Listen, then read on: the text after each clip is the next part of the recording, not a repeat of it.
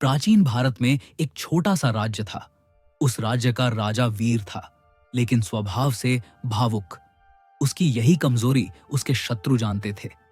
पड़ोसी राज्य का मंत्री, जो अत्यंत चालाक और कूटनीतिज्ञ था, राजा को हराने के लिए सीधे युद्ध के बजाय षड्यंत्र रच रहा था। राजा को जब इसका आभास हुआ तो वह चिंतित होकर आचार्य चाणक्य के पास पहुंचा। राजा ने कहा, आचार्य, मेरा शत्रु मुझसे शक्तिशाली नहीं है, फिर भी वह मुझे हर बार उलझा देता है। क्या युद्ध ही एकमात्र रास्ता है? चाणक्य मंद मुस्कान के साथ बोले, राजन, शत्रु को हराने के लिए तलवार नहीं, बुद्धि चाहिए। जो क्रोध में निर्णय लेता है वह पहले ही हार जाता है। चाणक्य ने राजा को 3 नीति सिखाई। पहली नीति, शत्रु को समझो। चाणक्य बोले, शत्रु की शक्ति से पहले उसकी कमजोरी जानो। हर व्यक्ति में लोभ, भय या अहंकार होता है।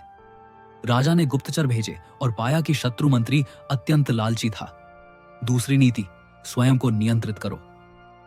क्रोध और अहंकार सबसे बड़े शत्रु हैं, चाणक्य ने कहा। राजा ने अपमान सहना सीखा और जल्दबाजी में कोई निर्णय नहीं लिया। तीसरी नीति, समय का सही उपयोग। चाणक्य बोले, जो सही समय की प्रतीक्षा करता है वही विजयी होता है। राजा ने शत्रु को उपहार और सम्मान देकर उसका अहंकार बढ़ाया। धीरे धीरे शत्रु मंत्री अपने ही लालच में फंस गया।